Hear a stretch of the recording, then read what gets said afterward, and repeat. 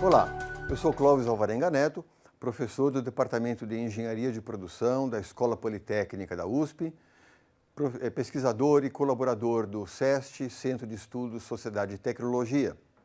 Na videoaula de hoje, no curso de Engenharia de Produção, na disciplina de Gestão da Qualidade, nós vamos falar de controle da qualidade na linha. E para falar nisso daqui, vou primeiro dizer o que é controle da qualidade na linha e fora da linha. Vou começar a falar de ferramentas da qualidade e vou dar uma relembrada rapidinha no MASP, Método de Análise e Solução de Problemas, que é a base dos modelos de melhoria que a gente aplica na organização para melhorar a qualidade utilizando as chamadas ferramentas da qualidade. O controle da qualidade ele pode ser dividido em na linha e fora da linha. É uma divisão, simplesmente, mas tem o significado do quê? Controle da qualidade na linha, para produtos e processos já existentes, já sendo produzidos na organização, já em andamento. E controle da qualidade fora da linha, para produtos e processos antes de entrar em produção, na fase de projeto, no desenvolvimento. É essa grande divisão só, nenhum grande mistério por aí não. Para o controle da qualidade na linha, fora da linha, onde eles entram no contexto da melhoria da qualidade, o desenvolvimento, implantação da qualidade na empresa. Ora, controle da qualidade fora da linha é aquele que acontece no desenvolvimento de produto ou serviço e que deve envolver o marketing, entendendo quem é o cliente, quais são os seus requisitos e necessidades, o pessoal de engenharia de produto, que vai transformar essas necessidades do cliente em requisitos para o produto, em termos de durabilidade, dimensão, durabilidade, coisa assim.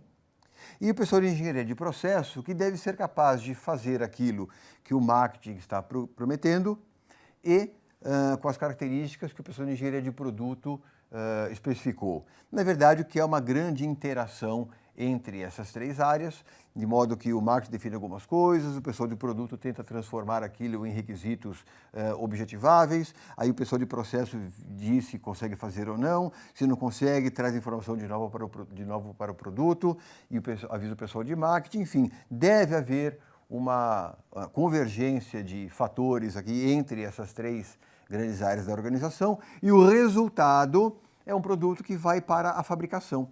Então, o controle da qualidade na linha é produtos que já estão na fase de fabricação e que vão ser produzidos efetivamente. Como é que evoluíram as atividades de controle de qualidade? No começo, a preocupação era com o produto e era em cima de inspeção.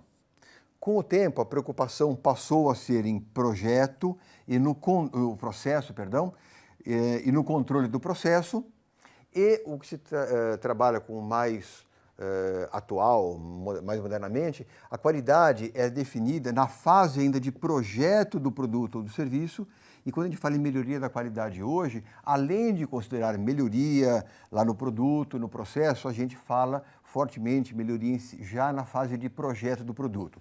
De qualquer maneira, isso tudo deve levar valor ao cliente. Então, eu preciso identificar claramente o cliente, quais são as suas necessidades, transformar isso aqui em requisitos. Mais do que isso, o que o cliente valoriza, o que agrega alguma coisa para ele, o que faz com que ele diga que vale a pena gastar o recurso, pode ser recurso financeiro, para adquirir o tal do produto ou serviço. O controle da qualidade na linha traz algumas questões importantes então, para a gente considerar. Primeiro, quais são as chamadas ferramentas da qualidade? Como que eu trabalho, que ferramentas que eu uso para poder melhorar o meu produto? Para que servem essas ferramentas? E como que elas devem ser utilizadas? É esse o intuito do detalhamento que a gente vai fazer das várias ferramentas da qualidade. Então, eu vou falar de ferramentas da qualidade, mais especificamente,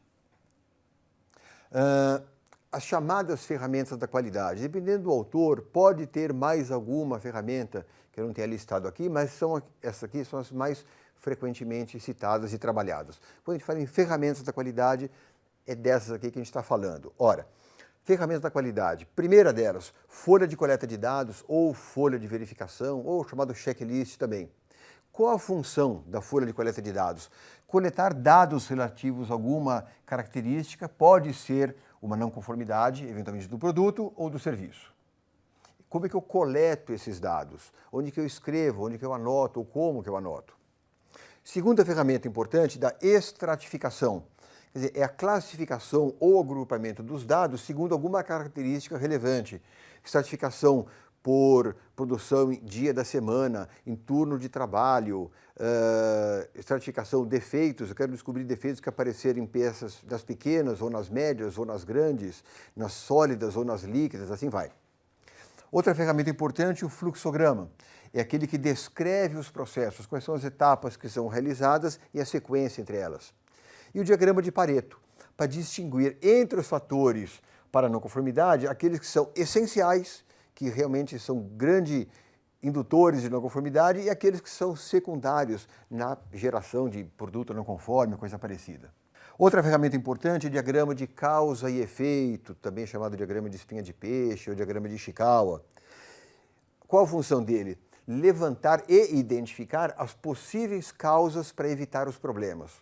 Por que está dando errado alguma coisa? O diagrama de Ishikawa é o que vai nos ajudar bastante. Depois o gráfico de controle. É para o quê? Analisar a variabilidade dos processos. Processos que variam um pouquinho ou variam mais. O gráfico de controle nos permite ver quanto de variação existe no meu processo. E a gente esperaria que os processos tivessem pouca variação. Depois o histograma, para identificar com que frequência um certo dado aparece num grande conjunto de dados. E o diagrama de correlação, que vai identificar a correlação entre duas variáveis quaisquer que eu esteja estudando pelo motivo que a gente vai descobrir logo na frente quais são. Para lembrar cada uma das ferramentas, a folha de coleta de dados, a gente vai usar um íconezinho aqui de folha de anotação, coisa parecida. Para estratificação, a separação em grupos ou classes. O fluxograma do processo com a sequência de atividades e decisões relativos ao processo que eu vou descrever. O diagrama de Pareto para mostrar os itens mais relevantes e os menos frequentes que eu tenho no meu processo, na minha produção. Também como ferramentas da qualidade, o diagrama de causa e efeito, que lembra aqui a espinha de peixe, por isso que ele é chamado de diagrama de espinha de peixe. O gráfico de controle, que vai me permitir marcar os resultados obtidos em dimensão, por exemplo, do produto, qual o limite superior, qual o limite inferior. O histograma, que permite ver a concentração ou dispersão de um certo tipo de dado de produto, e o diagrama de correlação, que vai mostrar, vai sugerir se existe alguma correlação entre duas variáveis que eu esteja estudando. As ferramentas da qualidade devem ser trabalhadas junto ou no contexto do método de análise e solução de problemas, do MASP. Então, vale lembrar que definição do problema merece uma atenção especial. Se eu não definir adequadamente o problema, não adianta ficar usando ferramentas da qualidade e seguindo algum método, porque eu não vou chegar a um lugar adequado, já que não defini muito bem ou claramente qual o problema que eu queria resolver. Então, só relembrando, lá no MASP eu tenho a definição do problema, que é super relevante. E aí eu tenho uma análise do problema, onde eu vou usar as ferramentas da qualidade. A pesquisa de possíveis soluções, as ferramentas da qualidade também podem ajudar.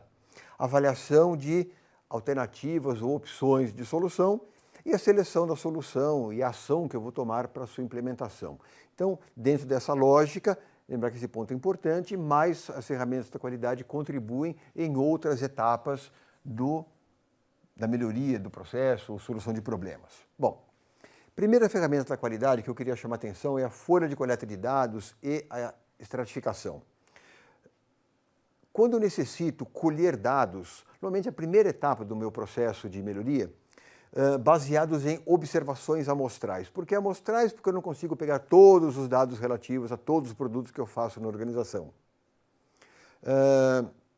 E eu vou falar em dados porque eu não quero trabalhar com achismos. Eu preciso de base para dizer, é isso que está acontecendo, é isso o problema que está acontecendo, isso que precisa ser melhorado, assim vai.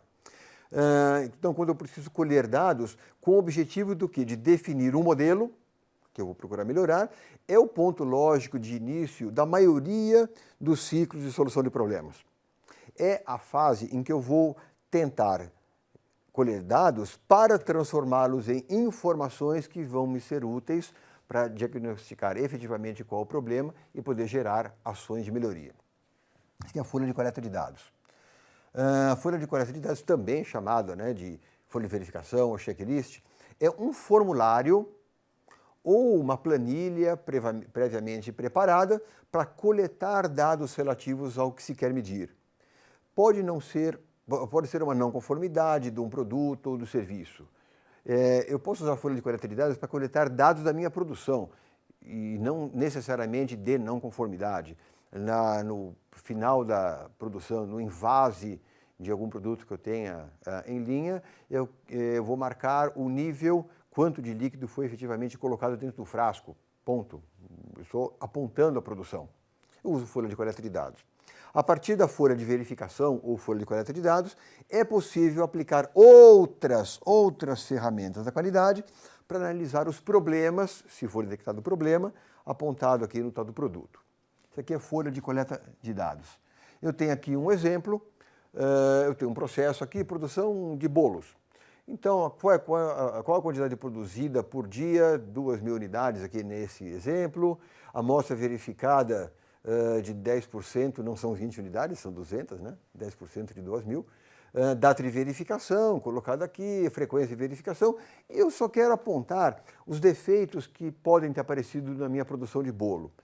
E eu vou, para cada tipo de defeito, eu vou dizer a frequência, eu faço uma marcação, um risquinho, o que seja, e depois eu vou somar. Então, eu usei uma folha de coleta de dados para ver na minha produção de bolo que tipo de problema ou defeito estava acontecendo e com que frequência eles estavam surgindo.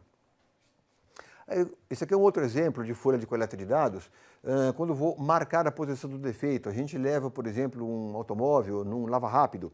E quando a gente chega lá, o pessoal dá uma verificada se o automóvel está adequadamente entregue, né? Não tem risco na porta, na lateral, se não tem uma lanterna quebrada, se não tem uma calota faltando, coisa parecida. Para não correr o risco de, quando você for buscar o carro limpo, dizer que o problema não existia e passou a acontecer. Então, eles registram, na verdade, a entrega do veículo. Então, indica, folha de coleta de dados, se é um veículo pequeno, médio ou grande, qual a placa do veículo, que tipo de lavagem, nesse exemplo aqui, é lavagem simples, com cera ou com algum outro produto químico, se tem algum defeito, olha, tinha um problema, tinha um amassadinho aqui, olha, tinha um risco aqui nessa porta, olha, tinha uma lanterna quebrada, já fazem anotações no próprio formulário.